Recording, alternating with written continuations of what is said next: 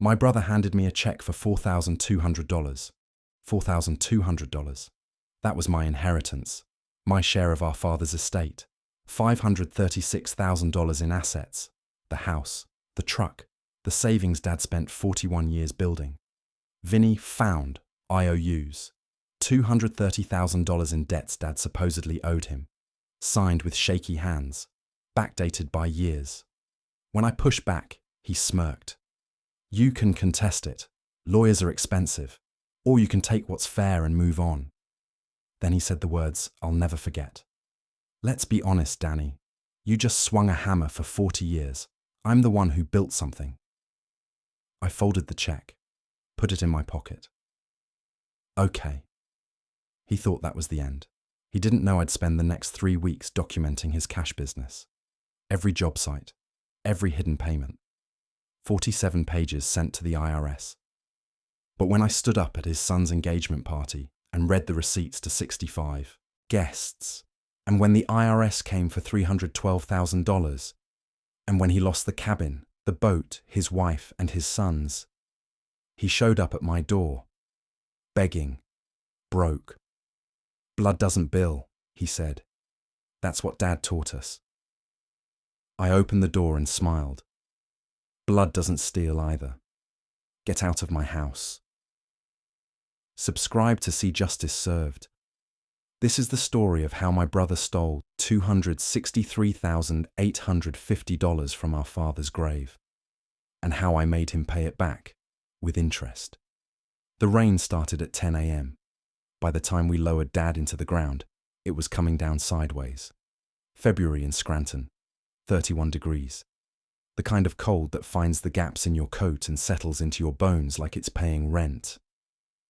I stood at the edge of the grave. Black suit, the one I bought for Carol's funeral 3 years ago. $289 at Men's Warehouse. Still fit. I hadn't gained weight, hadn't lost any either, just stayed the same. That's what I do. 32 people came. I counted. Dad would have been surprised. He wasn't a social man. Worked at Lackawanna Steel for 41 years, came home, drank 1 beer, watched the Phillies, went to bed, repeat. For 4 decades. He didn't have friends. He had colleagues. There's a difference. Most of the 32 were there for Vinny. My brother stood at the head of the casket, umbrella in one hand, note cards in the other. He was giving the eulogy. Of course he was. Vinny always gave the speeches, at weddings, at retirement parties, at funerals for fathers he barely visited. Stanley Kovach was a simple man, Vinny said. His voice carried. It always carried. He didn't need much. A cold beer, a warm dinner, his boys nearby. I watched the mourners nod. They didn't know Dad visited Vinny's house maybe 6 times in the last decade. They didn't know Vinny drove past Dad's place every day on his way to job sites and never stopped. They didn't know that when Dad got diagnosed, Parkinson's, November 2021, I was the one who moved into the spare bedroom. I was the one who cut his food when his hands shook too bad to hold a fork. Vinny sent gift baskets, Hickory Farms, $47.99 with the summer sausage. Dad taught us that family comes first, Vinny continued. He paused, swallowed like he was fighting back tears. He taught us that blood doesn't bill. I almost laughed. Blood doesn't bill. Dad said that all the time. It was his answer to everything. When I asked why he never charged Uncle Teddy for fixing his transmission, when I asked why he let Aunt Grace live in the basement rent-free for 2 years after her divorce, when I asked why he kept lending money to Vinny even though Vinny never paid it back. Blood doesn't bill. Dad believed that, down to his marrow. He never understood that Vinny had been billing all of us for 50 years. I saw my brother's Rolex when he hugged me after the service. Submariner, green bezel. I know, because Tyler, Vinny's oldest, posted a photo of it on Instagram 6 months ago. Tagged the price, $14,500. Dad's new daily driver, the caption said. Dad made $52,000 a year, according to his taxes. I looked it up later. Public record in Pennsylvania if you know where to find it. Same income for 6 years running. Exactly $52,000. Never a dollar more. Never a dollar less. The Rolex was a quarter of his annual income on his wrist. But I didn't say anything at the grave. I just let him hug me. Let him slap my back. Let him say, loud enough for the crowd, "Don't worry, Danny. I'll handle everything with the estate. You just grieve." I nodded. Okay. That's all I said. One word. Vinny was used to that. I'd been a one-word guy my whole life. It's why he never saw me as a threat. The quiet ones never are. I should tell you about the treehouse. Summer of 1979. I was 12. Vinny was 8. Dad took a week off work, unpaid, because Lackawanna didn't do vacation time for floor guys, and built us a treehouse in the backyard oak. I remember the math. He told us the math because he told us everything in numbers. Lumber cost me $145, hardware $32, the rope ladder $18, that's $195 total. You know what that is? We shook our heads. That's 40 hours, 1 full week of my life. I'm giving you boys a week of my life. You understand? We didn't. Not really. But I remember the weight of it, the way he said it. Vinny climbed the ladder first. Always first. He stood on the platform and spread his arms wide. "I'm the king of the castle." Dad laughed. He looked at me, still on the ground, holding the hammer I'd been using to help. "Danny's the one who held the ladder steady. Kings fall without a good ladder man. I didn't care about being king. I liked the ladder. I liked knowing things were steady." That night at dinner, Mum asked Dad if he was going to help Uncle Teddy build a deck next weekend. Dad was tired. He'd just given us 40 hours. But he nodded. "Teddy needs the help." "He could pay someone," Mum said. Dad shook his head. "Blood doesn't bill. We help family. When it's our turn, they'll help us." I believed him. I was 12. I believed a lot of things. Let me tell you about 2011. Mum got sick, pancreatic, stage 4 by the time they caught it. The doctors used words like palliative and comfort care. What that meant was, she's dying and it's going to be expensive. Hospice care. In-home. Because Mum didn't want to die in a hospital. She wanted to die in the house where she raised her boys, looking out the window at the oak tree with the treehouse Dad built. The cost, $6,500 a month. Insurance covered 40%. Out of pocket, $3,900 monthly. Mum lasted 22 months. 22 times. $3,900. I'll save you the math. $85,800. Plus the hospital bed rental. Plus the medications not covered by Medicare. Plus the physical therapist who came twice a week at $175 a session. Final tab for Mum's death. $114,000. I had $84,000 in savings. 34 years at IBW Local 81, squirreling away a little every month. Carol, God rest her, used to tease me about it. "Danny, you save money like other men save grudges." I gave Mum's hospice all $84,000. Cleaned out the account. Vinny's contribution, $0. To be fair, I didn't ask him, and he didn't offer. But I noticed. You always notice. At Mum's funeral, Vinny gave another beautiful eulogy. He cried at the right moments, hugged the relatives, shook the hands. Afterward, at the reception, he pulled me aside. "Danny, listen, I know things are tight. The business has been rough, but if you need anything..." He let it hang there, like he was offering, like the next words out of his mouth would be a check amount. "I'm fine," I said. "You sure? I know you covered a lot of the expenses." "I'm fine."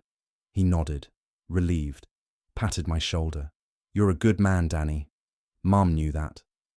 He walked away, found a group of cousins, started laughing, telling a story about Mum's meatballs. I stood by the buffet table, alone, $84,000, and he never even asked how much. 2015. Vinny needed $15,000. The business was expanding, he said. Kovac Landscaping. He'd started it in 2008, right when the economy cratered. Bad timing. But Vinny had a gift. He could sell.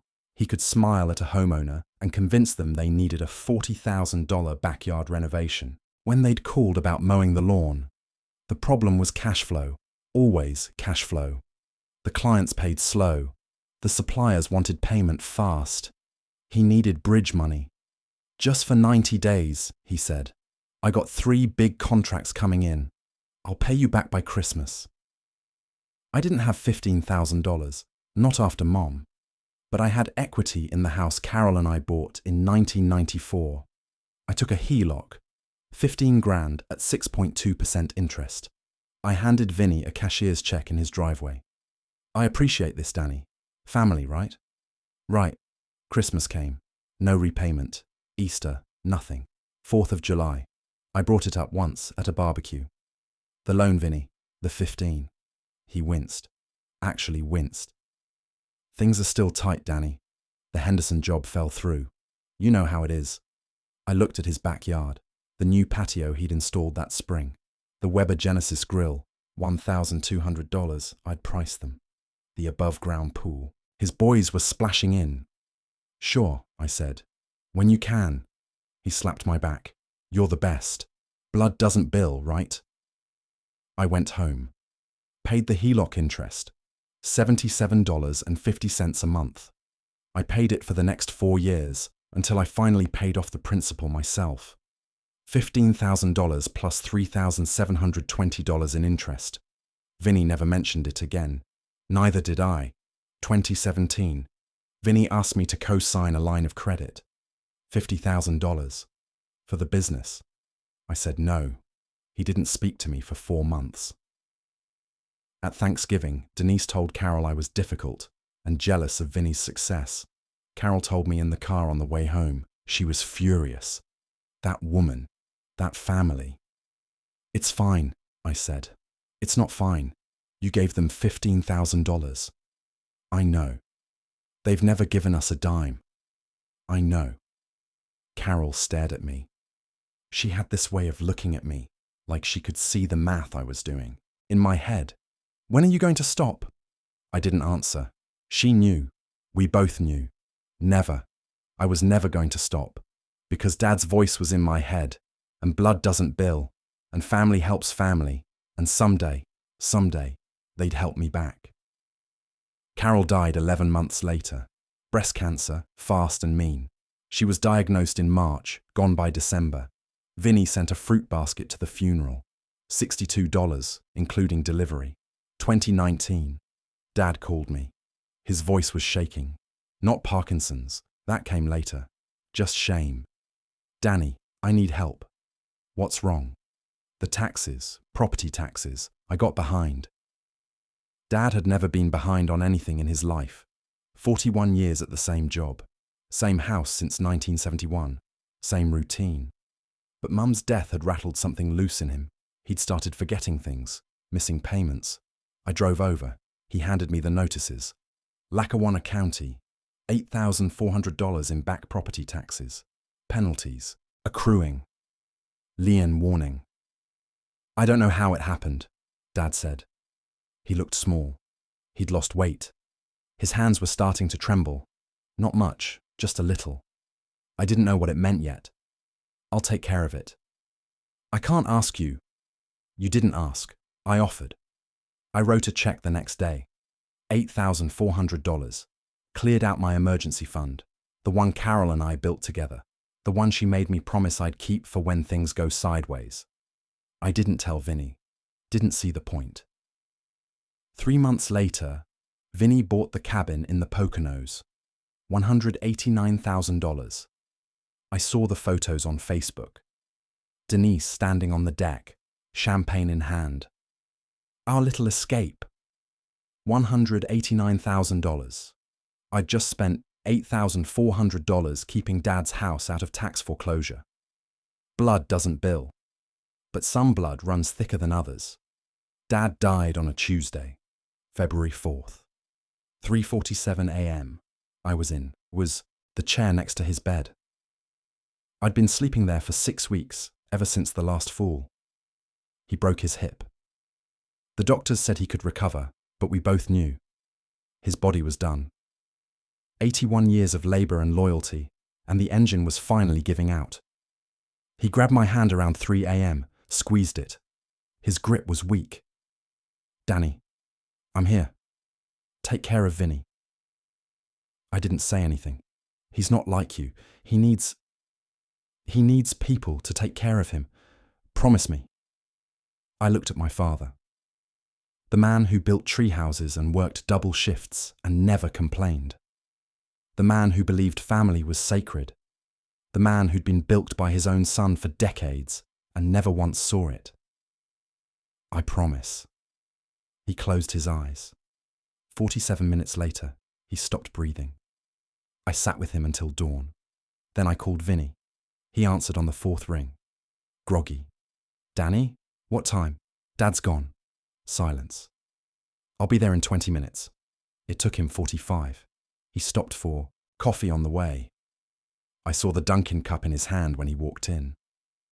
The reading of the will was 2 weeks after the funeral. Attorney Martin Heller's office. Downtown Scranton. 2nd floor of a building that used to be a bank. Wood paneling from the 1970s. The smell of old paper and older money. I sat on one side of the table. Vinny sat on the other. Heller sat at the head, Dad's file open in front of him. "Gentlemen, your father's wishes were straightforward." He read the will. I'd seen it before. Dad showed me years ago. Simple, direct. All assets to be divided equally between my sons, Daniel and Vincent. Vinny nodded. Solemn. The estate consists of the following. The residence at 412 Maple Street, appraised at $465,000. A savings account at Fidelity containing $38,400. A 2019 Ford F-150, valued at $28,500. Tools and equipment in the garage, estimated at $4,200. Heller looked up. Total estate value, $536,100. Divided equally, each of you would receive $268,050. Would receive. I caught the phrasing. So did Vinny. But he didn't flinch. However, Heller continued, and his voice tightened, Mr. Vincent Kovac has presented documentation of outstanding debts owed to him by the deceased. Vinny reached into his jacket, pulled out a manila folder, set it on the table. "Dad owed me money," he said. I didn't want to bring it up, but it's documented. He insisted on writing it down. Heller opened the folder. I watched his face. He didn't react.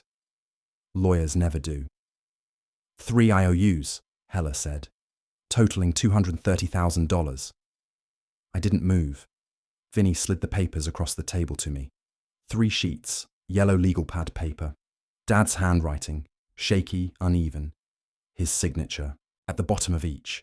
Number 1, $85,000, loan for medical bills, dated March 2019. Number 2, $120,000, business loan repayment, dated July 2020. Number 3, $25,000, property tax advance, dated November 2021. I stared at the third one, November 2021. I paid Dad's property taxes in 2019, $8,400, out of my own pocket. And Vinny was claiming Dad owed him $25,000 for property tax advances, dated 2 years later. These are, I started. Legitimate debts, Vinny said. Smooth, confident. Dad came to me when he needed help. Business wasn't always good for him. Medical expenses piled up. I floated him cash for years. He insisted on documenting it. You know how he was about paperwork. I knew exactly how Dad was about paperwork. He hated it. He kept receipts in a shoebox. He filed his taxes, on paper until 2015 because he didn't trust computers. But his signature was real. I could see that. Shaky. uneven, like a man with Parkinson's. Dad never mentioned any loans, I said. Vinny's face arranged itself into sympathy. He was proud, Danny. Didn't want to worry you. You were already taking care of Mom, then Carol. He knew you had enough on your plate. I looked at the dates again. March 2019, July 2020, November 2021. Dad's hands started trembling in early 2021, noticeably. I took him to the neurologist in August. The Parkinson's diagnosis came in November. The IOUs were dated before November 2021, but the handwriting on all three was shaky, trembling. Dad's hands didn't shake like that in 2019 or 2020. I'd held those hands. I'd watched them lose their strength month by month. I knew the timeline of my father's decline better than anyone. The dates were wrong. The signatures were real, but they were signed later, recently, when Dad's hands shook so badly he could barely grip a pen. Vinny had gotten Dad to sign blank IOUs, or close to blank, then filled in the amounts and backdated them. I was sure of it, but I couldn't prove it. Not without forensic handwriting analysis. Not without a legal fight that could take years. Heller cleared his throat. After the documented debts are satisfied, the remaining estate value is $306,100. However, there are also executor fees, legal costs, and estate taxes to consider. He slid a single sheet across the table. Mr. Daniel Kovach's share of the net estate, $4,200. I looked at the number. $4,200.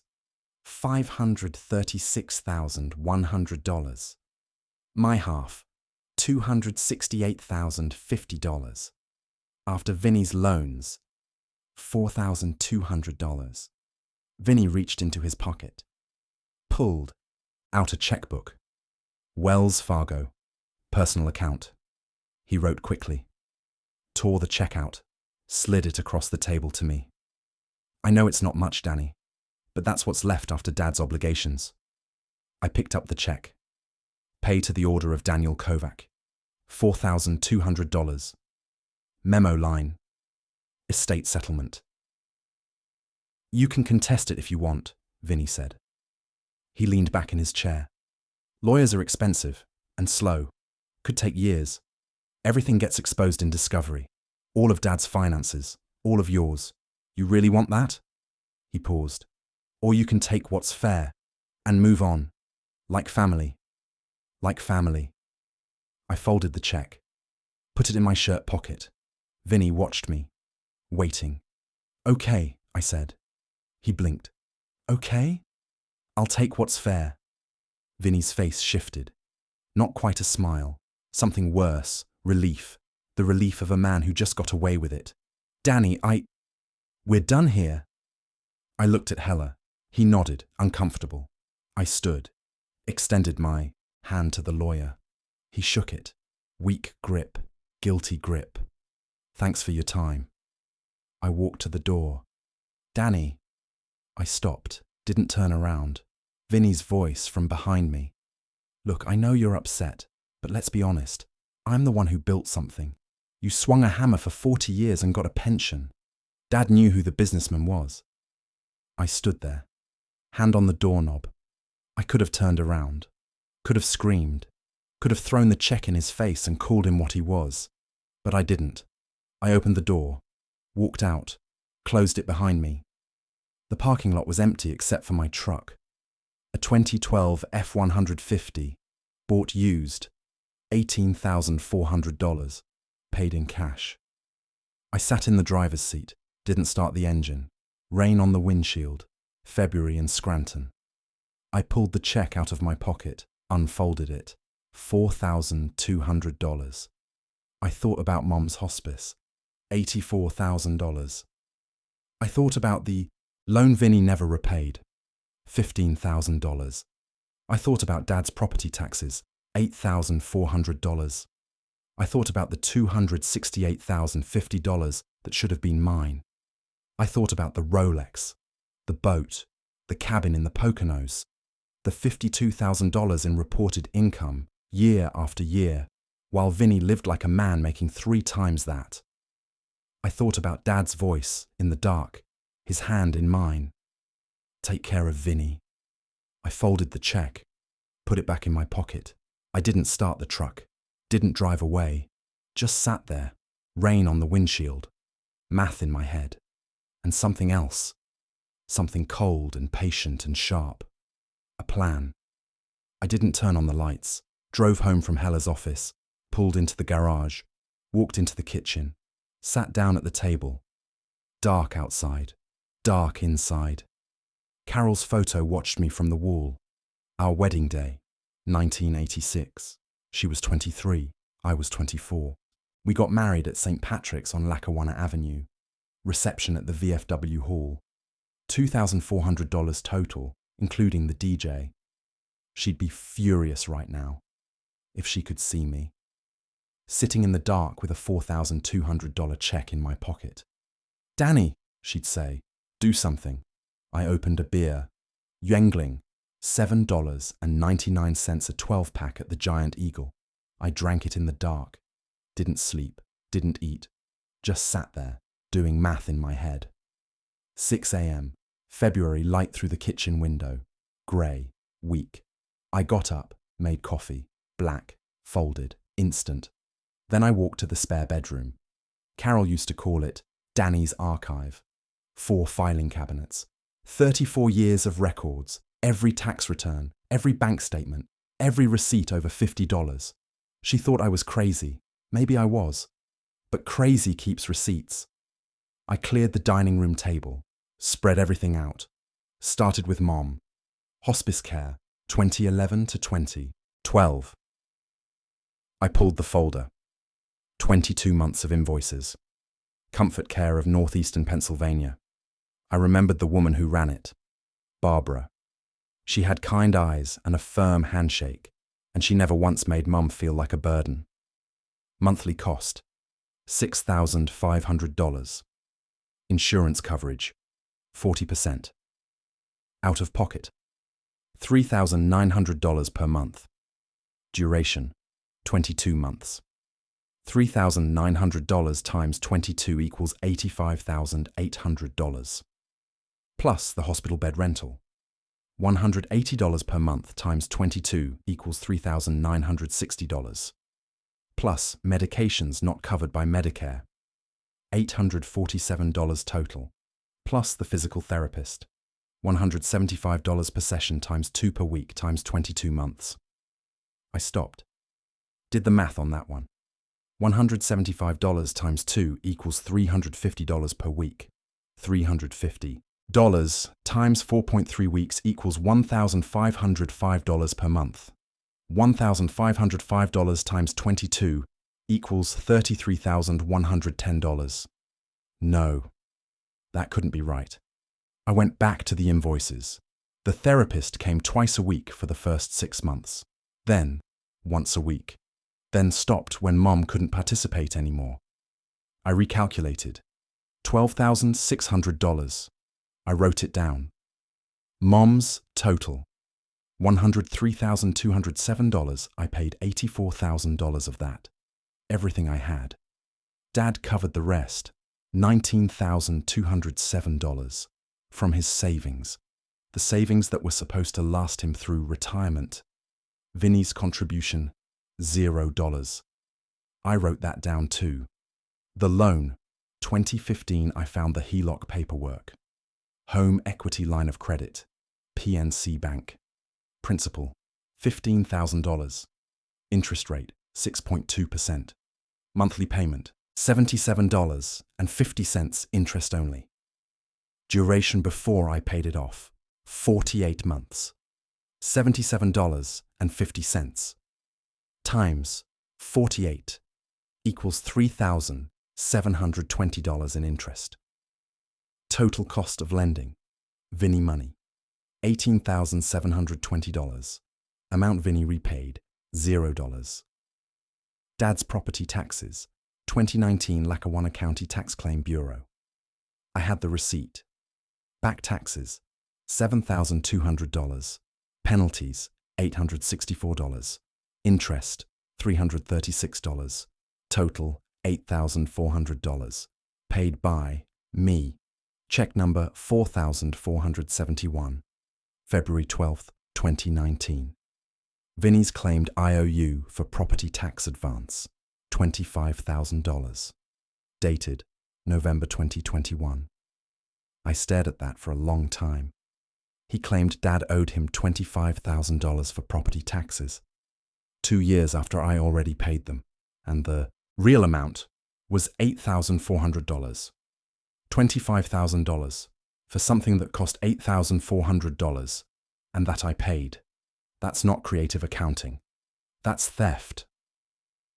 The estate. I pulled up the appraisal documents Hella had provided. House, 412 Maple Street, 3-bedroom, 1.5 bathroom ranch, 1,847 square feet, built 1971. Appraised value, $465,000. Savings account. Fidelity. Balance at death, $38,400. Vehicle. 2019 Ford F-150. XLT, 42,000 miles. Kelly Blue Book value, $28,500. Tools and equipment. Estimated value, $4,200. Total estate value, $536,100. My rightful share, 50%. $536,100 divided by 2 equals $268,050. That's what Dad wanted me to have. Half of everything. Equal shares. Because we were his sons. Both of us. The theft. I made a new column. What I should have received, $268,050. What Vinny claimed, Dad owed him. Medical bills. $85,000, business loan repayment. $120,000, property tax advance. $25,000, total fabricated debt. $230,000. Estate value after debts, $306,100. Minus executor fees, $15,305. Minus legal costs, $8,200. Minus estate taxes, $12,345. Net estate, $270,250. Split 2 ways, $135,125 each. But wait, Vinny was executor. Vinny controlled the disbursement. His share, $135,125, plus the $230,000 in debts he collected from the estate before splitting. Vinny's actual take, $365,125. My share after Vinny's math, $4,200. I sat back, looked at the numbers spread across the table. What I gave. Mum's Hospice, $84,000. The unpaid loan, $15,000. Interest on the loan, $3,720. Dad's property taxes, $8,400. Tyler's wedding gift, $2,000. Total given to the Kovac family, $113,120. What I received. Vinny's check, $4,200. What Vinny stole. My rightful inheritance, $268,050 minus what I received, $4,200. Net theft, $263,850. I wrote that number on a legal pad. Yellow, college ruled, $263,850. I underlined it. Then I underlined it again. Carol's photo watched me from the wall. Do something, she said. I picked up my coffee. Cold now. I will. I didn't call a lawyer. Lawyers are expensive. Vinny was right about that. Estate litigation can take years. Discovery, depositions, expert witnesses, forensic handwriting analysts, and at the end of it, maybe I win. Maybe I get my $263,850 back, minus legal fees, minus the years of stress, minus the satisfaction of watching Vinny smirk through a deposition. No, I needed a different approach. I needed to understand how Vinny had $365,125 to take, because according to his tax returns, and I knew because I looked, he made $52,000 a year, every year, for 6 years. Same number. Exactly. $52,000. The drive-by. Saturday morning, I took a drive. Vinny lived in Clark Summit. Nice neighborhood. The kind where people have lawn services and 3-car garages. His house was on Winfield Road. Colonial. 3,200 square feet. He bought it in 2014 for $340,000. I remembered because Denise posted the listing on Facebook with 16 exclamation points. I parked across the street. Engine running. Just looking. The driveway told the story.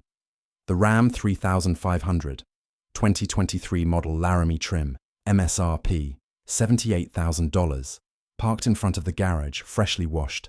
The Lexus RX 350, Denise's car, 2021 model, MSRP, $52,000, parked next to the Ram. The Grady White 251 Coastal, 25-foot, center console fishing boat, 2022 model.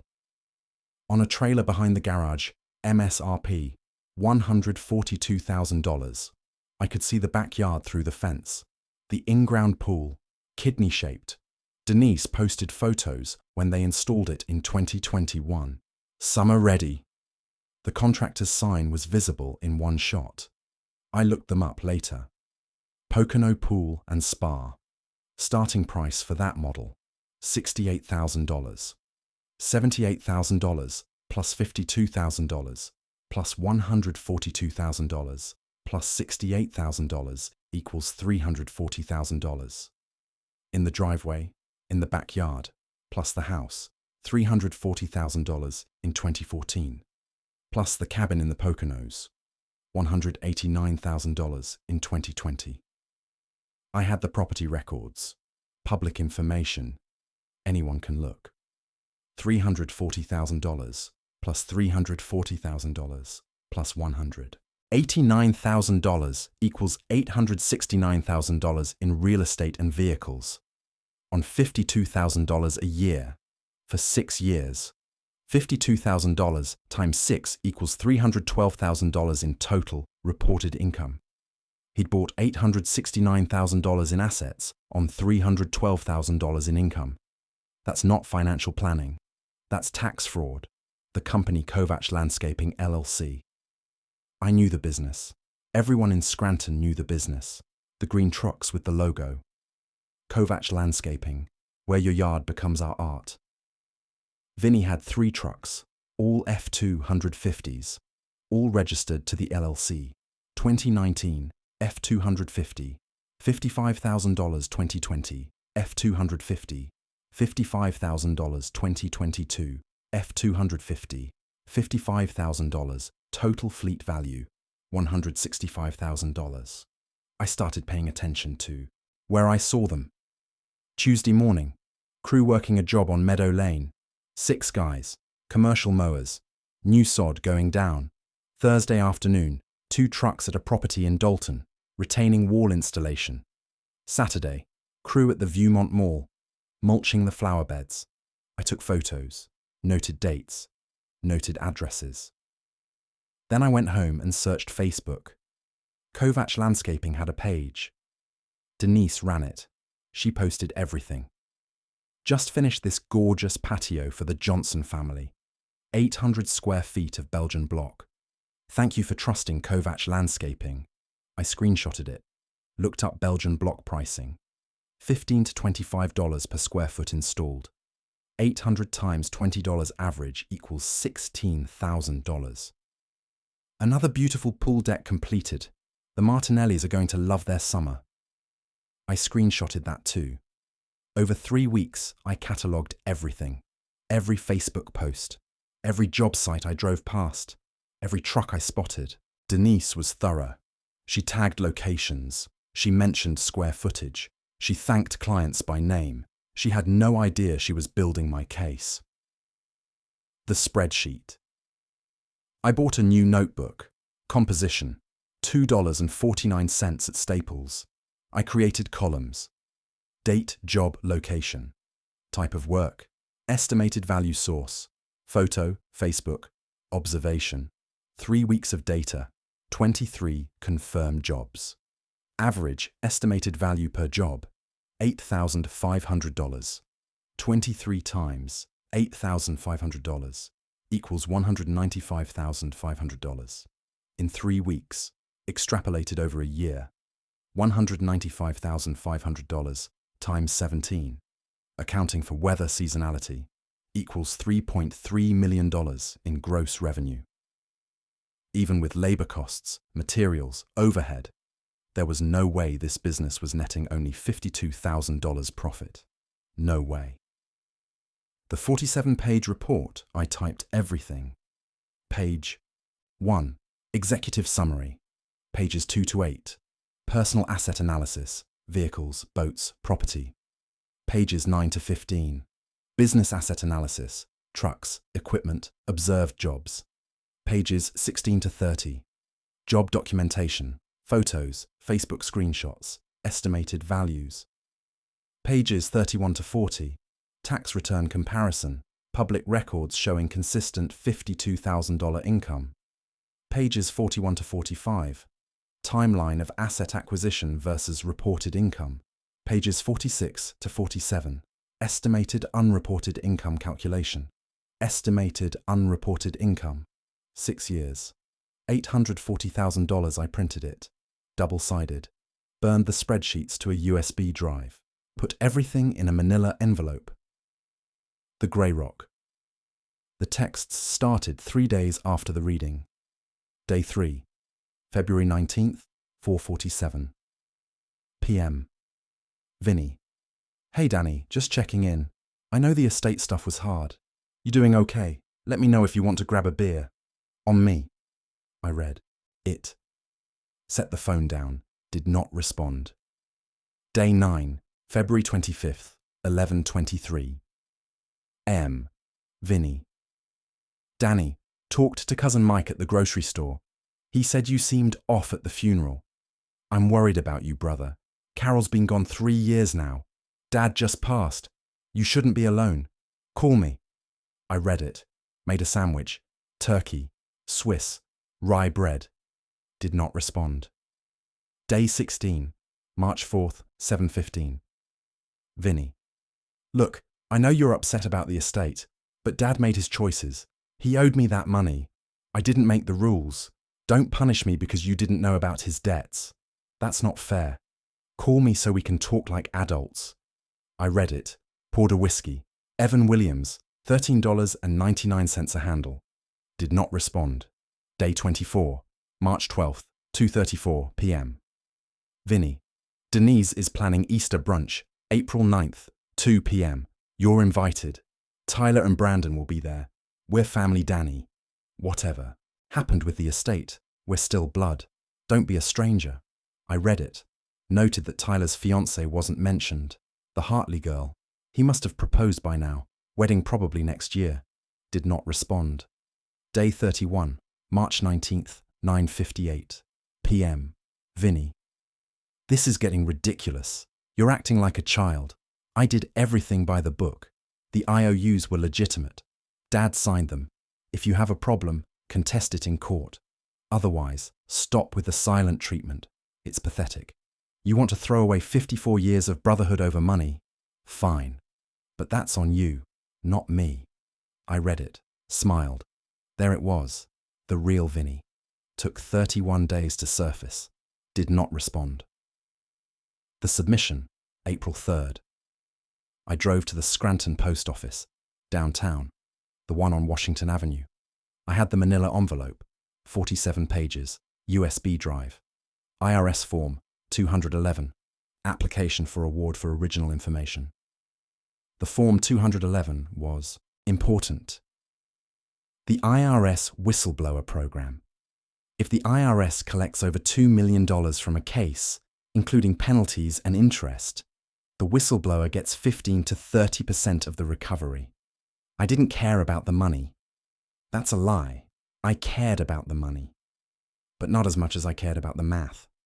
The address, Internal Revenue Service, Criminal Investigation Division, Philadelphia Field Office, 600 Arch Street, Philadelphia, PA 19106. I handed the envelope to the clerk. A woman in her 60s. Name tag, Dorothy. Certified mail, please. Return receipt requested. $7.35. She stamped it. Handed me the receipt. Have a nice day. I will. I watched the envelope disappear into the sorting bin.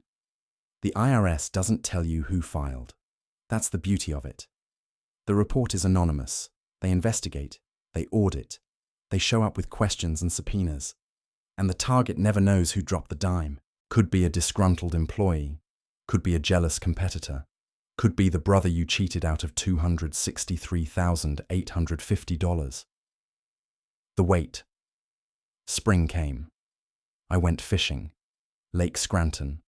Caught smallmouth. Threw them back. Summer. I read paperbacks. John D. MacDonald. Travis McGee. A man who solved problems. Fall. I raked leaves. Fixed the gutters. Replaced the water heater. $1,847. Installed. Vinny's texts stopped. I heard through cousins that he was telling people I'd gone weird after Dad died. Grief does strange things, he said at a Labor Day barbecue I didn't attend. I didn't mind. Let him think I was grieving. Let him think I was broken. I was patient. November 14th, Tuesday. I was driving down Main Street, heading to the hardware store. Needed a new smoke detector. $24.99 for the combo unit. I stopped at a red light, looked to my right. H and R block, the one next to the Dunkin' Donuts, and parked in front, Vinny's Ram 3500. I checked the calendar in my head. November 14th. Tax season doesn't start until January. Returns aren't due until April. Tax guys don't work in November, unless someone made them. I sat at the green light. Car behind me honked. I pulled forward, turned into the Dunkin' parking lot, bought a coffee, $2.79, sat in my truck, watched the H&R block door. 45 minutes later, Vinny came out. He was carrying a folder. His face was pale. His jaw was tight. He got in his truck. Sat there for a long moment. Didn't start the engine. Then he punched the steering wheel. I couldn't hear it, but I saw it. Once, twice, 3 times. He leaned forward, head against the wheel. I sipped my coffee. Gotcha, I said to no one. The invitation arrived November 28th. Cream cardstock, gold embossing. Denise's handwriting on the inner envelope. Tyler and Madison's engagement celebration, December 16th, 6 p.m. The Kovac residence, cocktail attire. A handwritten note tucked inside. Danny, Vinny wants you there. Let's put this behind us. Family is family. D. I set the invitation on the kitchen counter. Looked at Carol's photo. What do you think? She didn't answer. She never did, but I knew what she'd say. Go. Finish it. December 16th, 5:47 p.m. I pulled up to Vinny's house. Cars lined both sides of Winfield Road. BMWs, Audis, a few Mercedes, the Hartley crowd. I parked 3 houses down. Walked. The heated tent glowed in the backyard. White canvas, string lights. I could see figures moving inside. Hear the murmur of conversation. A jazz trio playing something soft. I wore khakis, a flannel shirt, work boots I'd polished that morning. Everyone else would be in suits, sport coats, cocktail dresses. Good. Denise spotted me first. She was at the entrance to the tent, greeting guests, navy dress, pearls. The Lexus pearls, I thought, probably $3,000. Her smile flickered when she saw me. Danny, you came. You invited me. Yes, of course. We're glad you're here. She didn't look glad. She looked like she'd swallowed something sour. Vinny's inside, by the bar. Thanks. I walked past her, Into the tent. 65 people. Maybe more. I counted heads out of habit. The tent was impressive. I'll give them that. Heated, carpeted, a full bar on one end, catering tables on the other, the jazz trio in the corner, white tablecloths, centerpieces with roses and baby's breath. Cost estimate, $15,000 minimum, probably closer to $20,000, on $52,000 a year. Vinny found me before I found him. "Danny!" His voice boomed across the tent. Heads turned. He crossed the room with his arms wide. Big smile. The Rolex catching the string lights. He hugged me, hard, slapped my back. "You came. I knew you'd come around." He turned to the crowd, to the Hartleys specifically, an older couple near the bar. Silver-haired man in a charcoal suit, woman in something designer. Their daughter Madison stood next to Tyler, looking uncomfortable. "Everyone, this is my brother Danny, the quiet one." He squeezed my shoulder. 34 years in the electricians' union. IBW Local 81. Salt of the earth, this guy. Never missed a shift, just like our old man. Polite smiles from the crowd. "Danny, come meet the Hartleys, Madison's parents. Good people." He steered me toward the bar. I let him. Mr. Hartley had a firm handshake, the kind they teach at prep schools. "Daniel, pleasure. Vincent's told us about you." "Has he?" "Retired now," he says. 3 years. "Good for you. Enjoying the golden years." Something like that.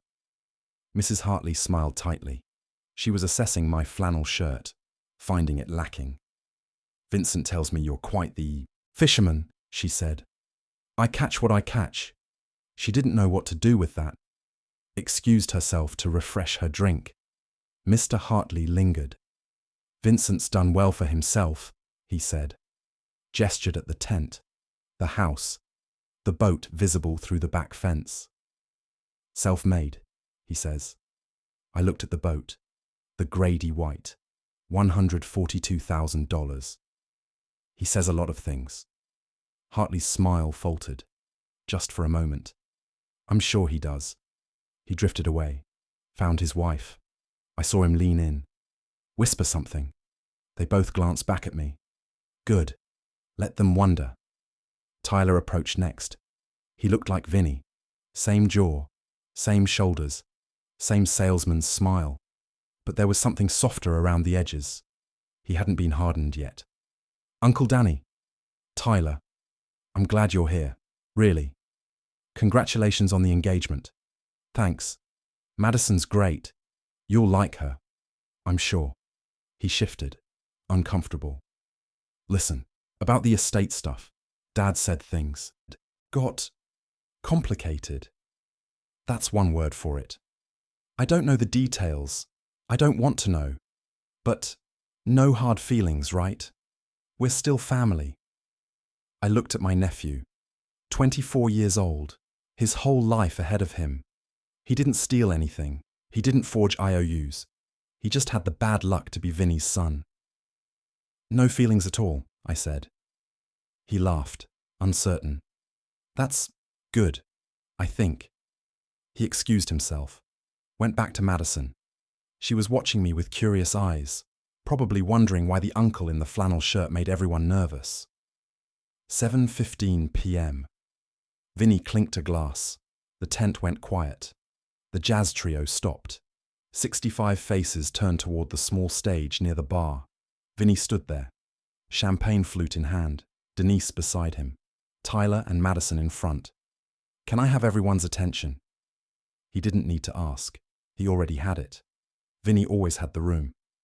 "First, I want to thank everyone for coming. I know it's cold. I know it's December. But when your son gets engaged to a woman like Madison Hartley, you celebrate."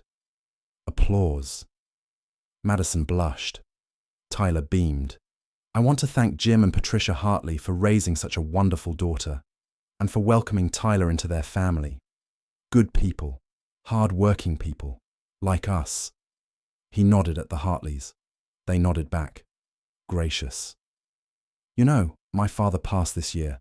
Stanley Kovach. Some of you knew him. Worked at Lackawanna Steel for 41 years. Never missed a shift. He paused. Let the solemnity land. Dad taught me something. He taught me that everything worth having, you build yourself, with your own 2 hands. He held up his hands. The Rolex glinted. Everything I have, this house, this business, this family, I built with these hands. Nobody gave me anything. I started Kovac Landscaping with a used truck and a borrowed mower. Now we're the biggest residential contractor in Lackawanna County. More applause. And now my son's going to do the same thing. Build something. Provide for his family. Make me proud. He raised his glass. To Tyler and Madison. To family. To building something that lasts. To Tyler and Madison. The crowd echoed. Everyone drank. I didn't. Vinny stepped off the stage. The jazz trio started again. Conversations resumed. I set my untouched champagne on a table. Walked toward the stage. Mind if I say something? Vinny turned. His smile was still in place, but his eyes had sharpened. Danny? I'd like to say a few words. About Dad, about family. The tent was still buzzing. People hadn't noticed yet. Vinny hesitated. He couldn't say no. Not in front of the Hartleys. Not in front of 65 guests. Of course. Floor's yours, brother. He gestured toward the stage. Magnanimous, the generous host. I didn't move to the stage. I stayed where I was. Middle of the tent. Everyone could see me. I don't need the microphone. I waited. The conversations died down. Heads turned. The jazz trio caught the shift and went silent. 65 people watching, waiting. I started. Vinny's right. Dad taught us about work. He worked at Lackawanna Steel for 41 years. Never missed a shift. Never complained. Polite nods from the crowd. He left us his house, 412 Maple Street, appraised at $465,000. He left us his truck, his savings, his tools, everything he built in 81 years. I let that settle. Vinny handled the estate. He's the executor. He found some documents in Dad's things. IOUs. Said Dad owed him $230,000. A murmur. Subtle. The Hartleys exchanged glances. $85,000 for medical bills. $120,000 for business loans. $25,000 for property taxes. Vinny stepped forward. Danny, this isn't the place. Dad never mentioned any loans to me, and I lived with him for his last 2 years. I slept in the next room. I cut his food when his hands shook too bad to hold a fork. The murmur grew. The IOUs were dated 2019, 2020, 2021. Dad's signature on all of them, real shaky, trembling, like a man with Parkinson's. I paused. Funny thing about that, the tent was silent now. Dad was diagnosed with Parkinson's in November 2021. I took him to the neurologist myself, Dr. Patel at Geisinger. The diagnosis is dated November 14th, 2021. I looked at Vinny. The IOUs were dated before that, March 2019, July 2020, November 2021. But the handwriting on all 3 is shaky, trembling, like a man whose hands had already betrayed him. Mrs. Hartley's hand went to her pearls. Dad's hands didn't shake in 2019. I held those hands. I watched them lose their strength, month by month. The tremors started in early 2021, got bad by summer. The diagnosis just confirmed what we already knew. I kept my voice even, flat, like I was reading a report. Those IOUs were signed later, recently, when Dad's hands shook so badly he could barely grip a pen. Vinny got him to sign blank papers, or close to blank, then filled in the amounts, backdated them. Vinny's face went red. That's a lie. That's a goddamn lie. Is it? I reached into my jacket, pulled out folded papers. I brought something. I walked toward Mr. Hartley, handed him the first sheet. That's a property record for a cabin in the Poconos. 142 Deer Run Road. Purchased in 2020 for $189,000. Owner, Vincent Kovac. Hartley looked at the paper. His wife leaned in. I handed him another sheet. That's Vinny's tax return summary. Public record in Pennsylvania. Reported income for 2020, $52,000. I let him do the math. $189,000 cabin, $52,000 income. I turned, walked, toward Denise. She backed up a step. I handed her the next paper anyway. That's a boat registration. 2022, Grady White 251 Coastal. Listed value, $142,000. Registered to Denise Kovac. Her face went white. Smart, I said. Keeps it off Vinny's books, but the payments still came from somewhere. The crowd was frozen. No one moved. No one spoke. Tyler stepped forward. Uncle Danny, what are you? I'm answering Mr. Hartley's question. I turned back to Hartley. You asked if I'm comfortable. I am. I paid my taxes. I looked at Vinny. Did you? Vinny was shaking. Rage or fear, maybe both. You need to leave, right now. You need to… The IRS came to see you in November, didn't they? He stopped. The color drained from his face. I saw your truck at H&R Block, November 14th. Tax guys don't work in November, unless someone made them. The tent was dead silent. I filed the report. 8 months ago, April 3rd, certified mail, return receipt requested. I reached into my jacket again, pulled out a folded paper, didn't hand it to anyone, just held it. 47 pages, every job site, every truck, every Facebook post where Denise bragged about your work. $16,000 patio for the Johnson family. $22,000 pool deck for the Martinellis. Every cash payment you skimmed for 6 years. I unfolded the paper, held it up. Estimated unreported income, $840,000. Someone gasped. Mrs. Hartley, I think. Give or take. Vinny lunged, 2 steps toward me. Fast, fists clenched. Tyler grabbed him, held him back. Dad, stop. You son of a bitch. Vinny's voice cracked. You did this. You turned me into the IRS. I documented what you did. They did the rest. I'm your brother. You stole $263,850 from me, from our father's estate, from his memory. Those IOUs were real. The IOUs were dated before Dad's hands started shaking, but signed after. You forged them, Vinny, or close enough. Tyler let go, stepped back, stared at his father. Dad, is that true? Vinny didn't answer. His mouth opened, closed, opened again. Nothing came out. Mr. Hartley stepped forward. Vincent, I think you owe us an explanation. Vinny turned, wild-eyed. Jim, listen, this is a family thing. It's complicated. You told me you were self-made. You told me your business was solid. You told me Tyler was inheriting a legacy. He is. The business is fine. The IRS is auditing you for $840,000 in unreported income. That's an estimate. That's not… Is it true? Vinny's mouth worked. No sound. Mrs. Hartley put her hand on Madison's arm. Madison, we're leaving. Mom, now. Madison looked at Tyler. Tyler looked at his father. Vinny looked at the ground. The Hartleys walked out. Madison followed. Tyler didn't. The tent erupted, voices everywhere. What's happening? Did he say IRS? How much? The IOUs were fake. Denise was crying, mascara running down her cheeks. You ruined everything. You ruined our family. She wasn't talking to me. She was talking to Vinny. You told me the books were clean.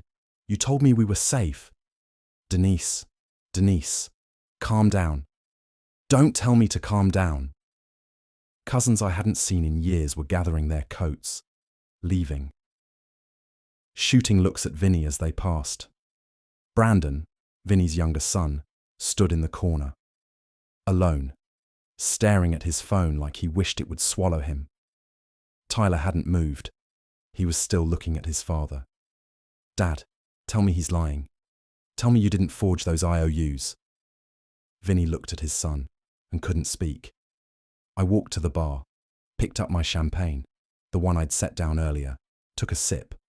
Warm now, flat, set the glass down, walked toward the exit. Vinny's voice behind me. Danny, wait. I stopped, didn't turn around. You destroyed my life. I considered that, turned, looked at my brother. He was standing in the middle of the collapsing party, his wife crying, his son staring, his guests fleeing. I documented it, I said. You destroyed your own life. I just showed people the receipts. I turned back toward the exit. Congratulations on the engagement. I walked out of the tent, through the yard, past the Grady White, $142,000, past the in-ground pool, $68,000, past the Ram, $3,500, $78,000, down the driveway, down the street, into my truck. I sat there for a moment.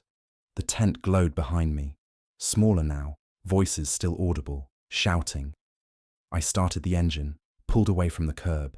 In the rearview mirror, Vinny standing in the driveway, arms at his sides, watching me go. I didn't wave, didn't speed, just drove. The road was empty, December dark. I turned on the radio, classic rock station, Tom Petty. I won't back down. I thought about what I'd said, what I'd done. 65 witnesses, the Hartleys, the cousins, the neighbours.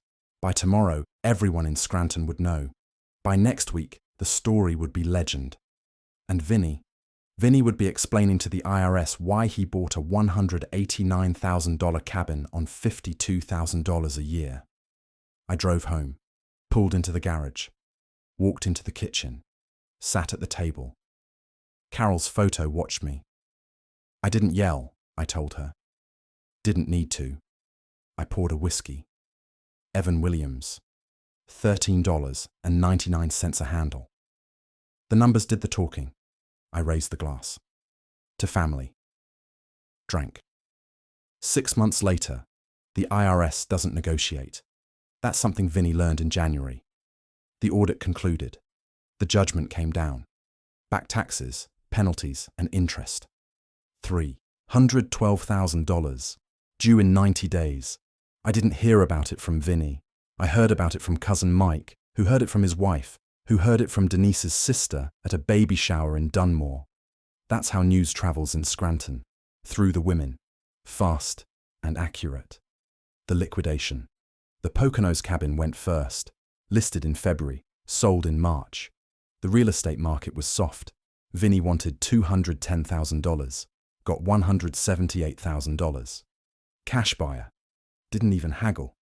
$178,000, minus the remaining mortgage, $62,000.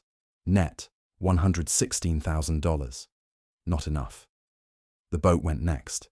The Grady White. Vinny's pride. He'd posted photos of it every summer. Him at the wheel, Tyler holding a striped base. Life is good on the water. He sold it to a dealer in Wilkes Barre. Wholesale price, $118,000. I saw the listing online. The dealer was asking $159,000. Vinny left $41,000 on the table because he needed cash fast. $116,000 plus $118,000 equals $234,000. Still not enough. Then Dad's house, 412 Maple Street. The house where we grew up. The house where Dad built us a treehouse. The house where Mum died. The house Vinny stole from me with backdated IOUs, listed in April, sold in May, 31 days on market, $441,000. I drove past it once, just once. New owners had already changed the front door, painted it red. Dad always hated red doors. The math. $178,000. Cabin, plus $118,000. Boat, plus $441,000. House, equals $737,000 in sales. Minus the IRS, $312,000.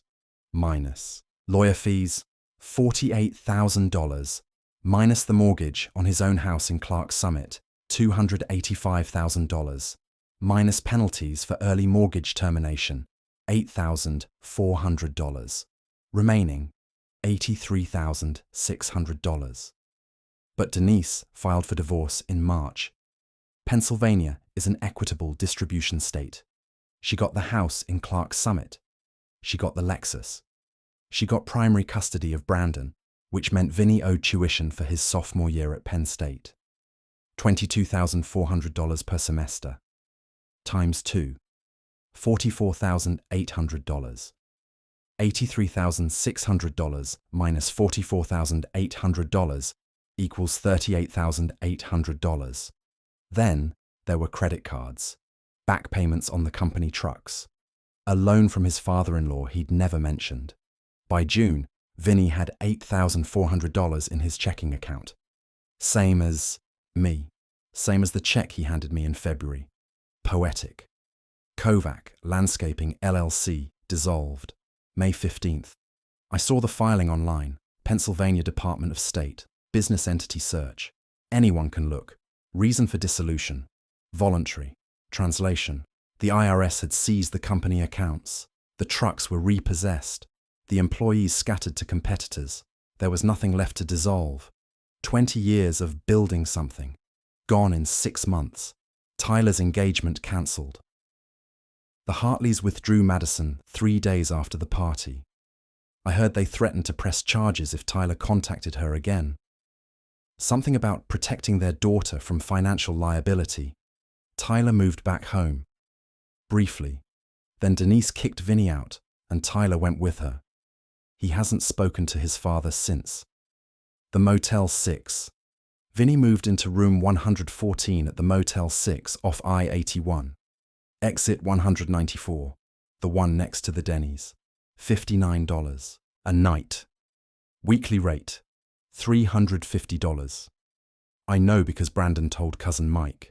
Brandon was the only one still talking to Vinny. Out of guilt, probably. Or obligation. $350 a week. $1,400 a month. More than I pay for my mortgage. The voicemails. They started in January, after the IRS judgment. I never picked up. Just let them go to voicemail. Listened later, alone. In the dark. Voicemail 1, January 23rd, 6:47 p.m. Danny, it's me. I know you're not picking up, I get it. But listen, I need to talk to you. The IRS thing is real. It's bad. $312,000, Danny. I don't have that. I don't have anything close to that. I know what I did was wrong. The IOUs, the estate. I know. I was stupid. I was greedy.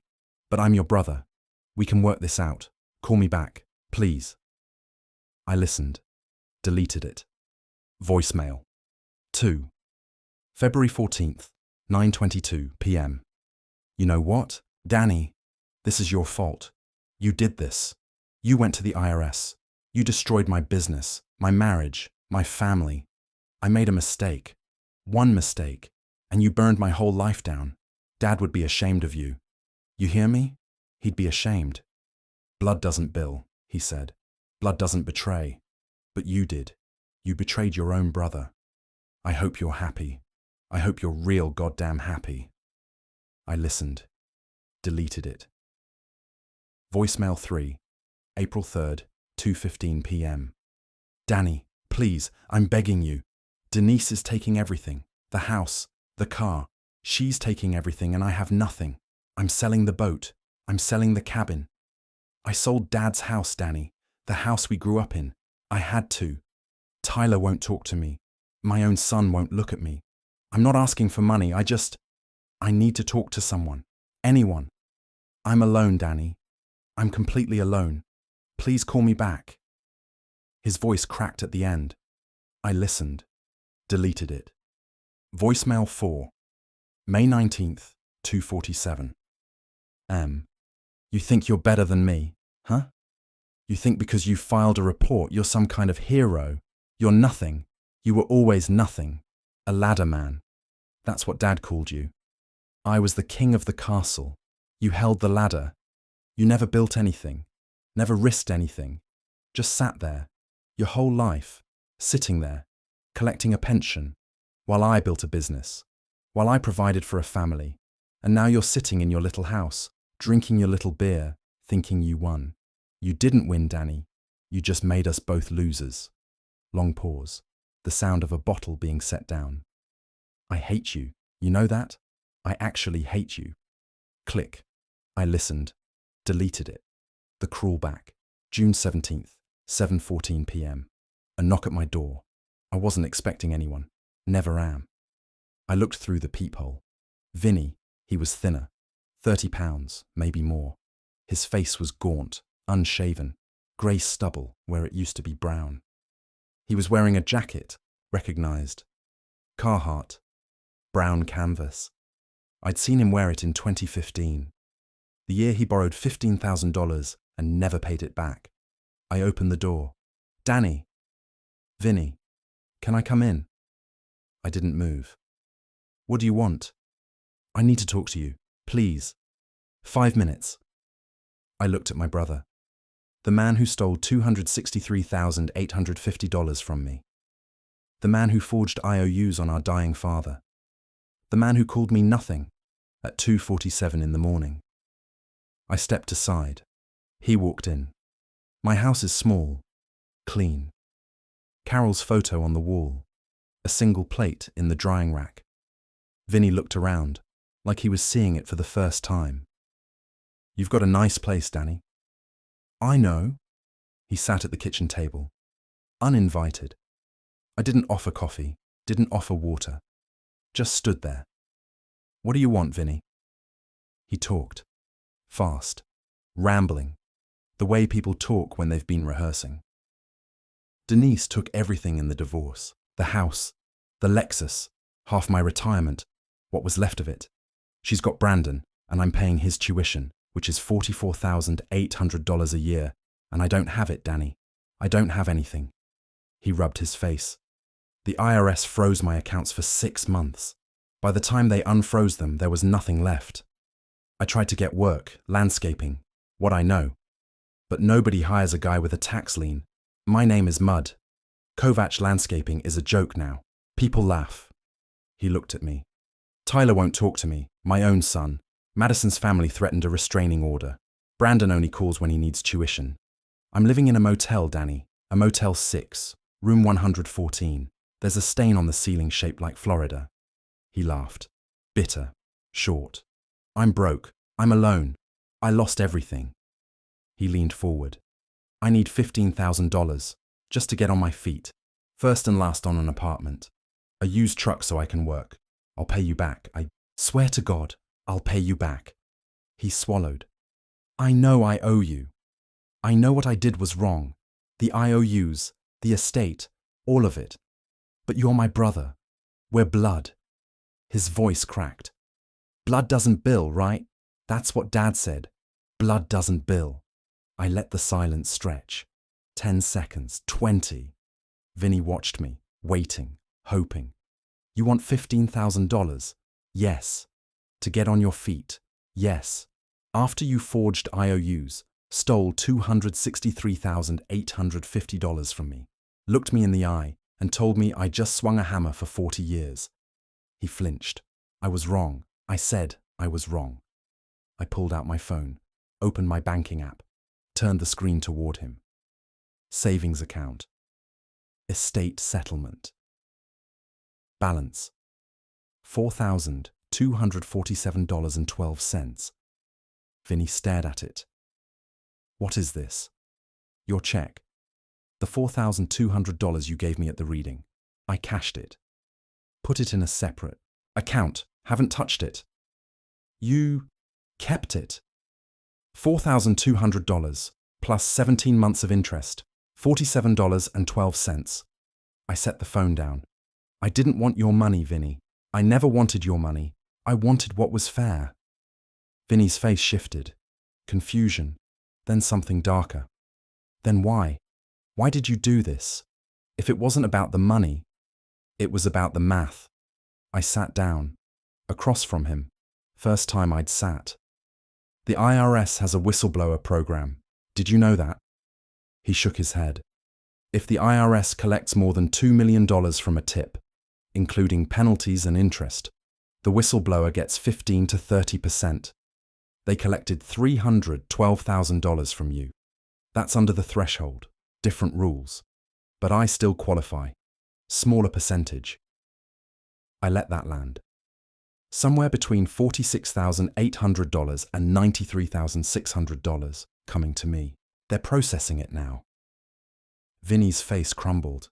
You're getting paid for turning me in. I'm getting compensated for reporting tax fraud. There's a difference. That's my money. No, it's the IRS's money. Money you owed. Money you hid. I just told them where to look. Vinny stood up, fast. The chair scraped. You destroyed my life for a payday. I stood up too, slower. I destroyed your life because you stole from our father's grave. You forged documents. You cheated me out of $263,850. You looked me in the eye and called me the help.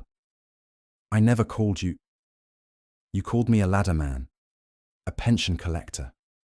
Nothing. That was you. 2 a.m., May 19th. He went pale. You listened to those. I listened to all of them. Silence. Vinny's hands were shaking. Not Parkinson's, just fear. Danny, please, I'm sorry. I'm so sorry. I'll do anything. I'll sign whatever you want. Just help me. One more time. Please. I looked at my brother. 54 years old. Broke. Alone. Begging. I thought about Dad, his hand in mine, his last words. Take care of Vinny. I thought about Carol, her voice in the dark. When are you going to stop? I thought about the treehouse, the ladder, the king of the castle. No. One word. Vinny's face collapsed. Danny. Blood doesn't bill. That's what Dad said. You're right. I walked to the front door, opened it. But blood doesn't steal either. The June air came in, warm, summer. Get out of my house. Vinny walked to the door, stopped, looked at me. One last time. You ruined my life. I held his gaze. No, you ruined your life. I just showed people the receipts. He walked out. I closed the door, locked it. I went to the kitchen, opened the fridge, pulled out a beer. Yuengling. $7.99 a 12-pack. Sat at the table. Carol's photo watched me. We did good, I told her. I raised the bottle. Drank. Epilogue. 3 months later, September 14th, Lake Wallenpaupack, the Poconos. I rented a cabin, not Vinny's. That one sold. This was different, smaller. $89 a night, nothing fancy.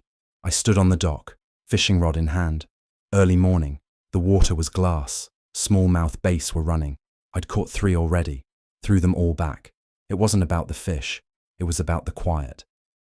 My phone buzzed. I almost ignored it, but something made me look. IRS Whistleblower Office, direct deposit notification amount, $93,600. Status, completed. I stared at the number. $93,600, not $263,850. Not what I was owed. Nobody gets what they're owed. Not really. But I got something. I did the math one last time. Stolen from me. $263,850. Recovered. $93,600. Net loss. $170,250. That's the number. Cold. Final. But there was another ledger. One that didn't fit on a spreadsheet. Vinny lost his business, his wife, his sons, his reputation, his freedom. $312,000 to the IRS, $48,000 to lawyers, his house, his boat, his cabin, his pride. I lost money. He lost everything. I cast my line into the water, watched the ripples spread, thought about Dad, about Mom, about Carol, thought about the treehouse, the ladder, the king of the castle. Vinny was always the king, but kings fall. And the ladder man keeps the receipts. A fish hit the line. I felt the tug. I reeled it in, slowly, no rush. Smallmouth, 2 pounds, maybe 3. I held it up, looked at it, then let it go. The sun was rising over the water, orange and gold. I sat on the dock, rod across my knees. Nowhere to be, nothing to prove. Just the quiet, just the math. I didn't get what I was owed, nobody does. But I got something better. I got to watch him explain the math.